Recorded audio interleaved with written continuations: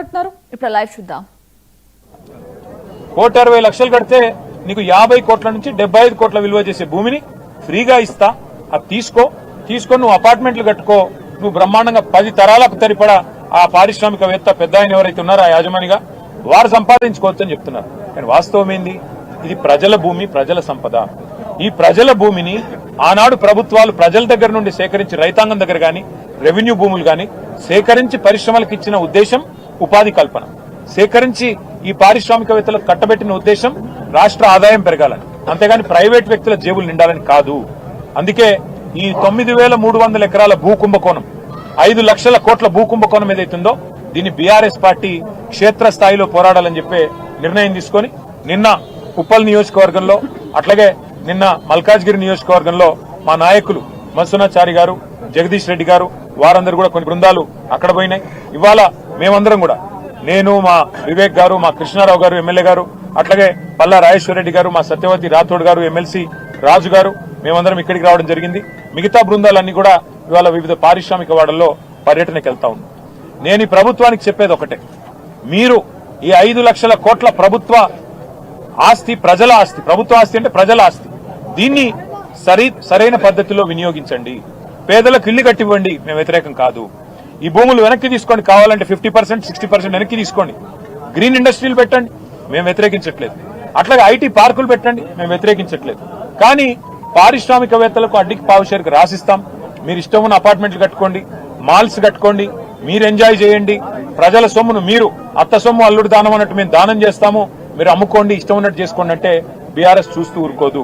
నేను పారిశ్రామికవేత్తలు కూడా చెప్తా ఉన్నా, మీరు ఈ ప్రభుత్వం ఇచ్చే ఆషాఢపు సేల్ ఆఫర్ లాంటి ఆఫర్లు తీసుకొని మీరు 4 డబ్బులు కట్టి ఇది మాది అయిపోతుంది అని మీరు అనుకుంటే మీరు పప్పులో కాలేస్తున్నారు.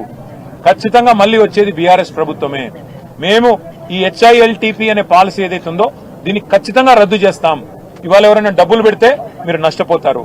ఇక్కడ కార్మిక నాయకులతో మాట్లాడినాం, వారు అంటున్నారు ఈ ప్రాంతంలో 3-4 లక్షల మంది కార్మికులు ఉన్నారు, మరి మేమెక్కడ పోవాలా అని వారు మాట్లాడుతున్నారు. అంటే నిజంగా ఒక పరిశ్రమను తరలించాలంటే కూడా కొంత ప్లానింగ్ ఉండాలి ఆ పంపించే కాడ. అందుకే మా ప్రభుత్వంలో ఆనాడు ఫార్మా సిటీ అని పెట్టాం ముచ్చెర్లలో. 19,000 ఎకరాలు ఈ పరిశ్రమలు తరలించాలి అంటే అక్కడ కాలుష్యం రాకుండా జీరో ఎఫ్లూయెంట్ పెట్టి అక్కడ తరలించాలని మేము ప్లాన్ చేస్తే, ఈయన వచ్చిన తర్వాత రేవంత్ రెడ్డి గారు అక్కడ కూడా రియల్ ఎస్టేట్ దందా చాలు చేసినాడు. ఫ్యూచర్ సిటీ పేరిట అక్కడ రియల్ ఎస్టేట్ దందా, ఇక్కడ HILTP పేరిట ఇక్కడ రియల్ ఎస్టేట్ దందా. ఈయనకు తెలిసింది రియల్ ఎస్టేట్ బ్రోకరిజం తప్ప ఇంకొకటి ఏది తెలియదు. పరిశ్రమలు తెచ్చేది తెలియదు, ఉపాధి కల్పించేది తెలియదు, భూములు అమ్మడం తెలుసు. ఇవాళ మన కుకట్పల్లి కుత్బుల్లాపూర్ లో హౌసింగ్ బోర్డు ల్యాండ్లు అమ్ముతా ఉన్నారు. హౌసింగ్ బోర్డు ల్యాండ్లు ఎందుకు? పేదవాళ్ళకి ఇచ్చేదానికి పెట్టినారు, పేదవాళ్ళకి ఇల్లు కట్టించేదానికి. వాటిని అమ్ముతున్నాడు. రోజు చూస్తే ఇవాళ పేపర్లు చూడండి, కోకాపేటలో ఎకరం 130 కోట్లకు పోయిందని చెప్పి ప్రభుత్వం గొప్పగా రాయించుకుంది. మరి 130 కోట్లు కోకాపేటలో ఎట్లుంటది? పక్కనే ఒక 15 కిలోమీటర్ల దూరంలో ఉండే జీడిమెట్ల షాపూర్ ప్రాంతంలో ₹1 ఎట్లుంటది ఎకరం? ఇది ఎక్కడ న్యాయం? పోనీ ఇప్పుడు మా దేవదానం గారు ఉన్నారు, ఆయనకు మరి మీరు ఇక్కడ కూడా గజం ₹4,000 ఇస్తే ఆయన కూడా కొనుక్కుంటాడు.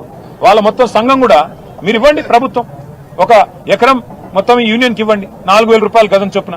మేము కావాలంటే చందాలేసి వాళ్ళకి మేము కూడా సాయం చేస్తాం. వాళ్ళకి ఇవ్వరు, కార్మిక సంఘాలకు ఇవ్వరు, పేద ప్రజలకు ఇవ్వరు.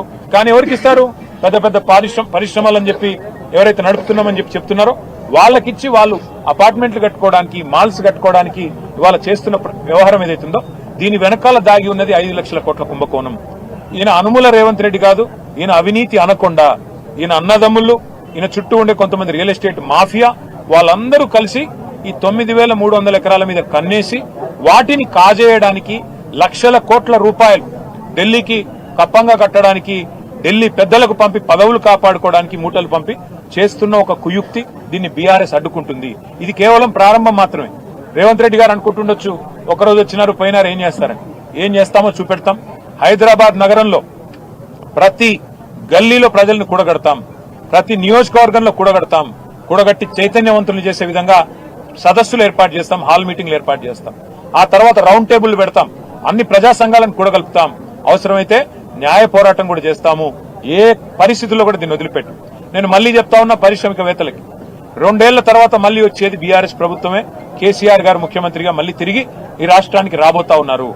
ఈ HILTP అనే అపసవ్య నిర్ణయం, ప్రజల సొమ్ము దోచే నిర్ణయం దీన్ని ఖచ్చితంగా నిర్ద్వందంగా మీరు కూడా తిరస్కరించండి. ఎందుకంటే నడుస్తున్న పరిశ్రమను మూసేసి మీరెక్కడికో పోవాలి అంటే అక్కడ అవసరాలు లేకుండా, అక్కడ కనీస పరిస్థితులు లేకుండా మీరెక్కడ పోతారు? మీరు కనుక ఇప్పుడు ఈ భూమాయలో పడి వీటిని కొనుగోలు చేస్తే దీన్ని ఖచ్చితంగా సమీక్షించి రద్దు చేసి అవసరమైతే చట్టం తెస్తాం, చట్టం ద్వారా రద్దు చేస్తామని చెప్పి కూడా నేను పారిశ్రామికవేత్తలకు కూడా ముందే అప్రమత్తం చేస్తున్నా. నేను హెచ్చరించడం లేదు, అప్రమత్తం చేస్తున్నా.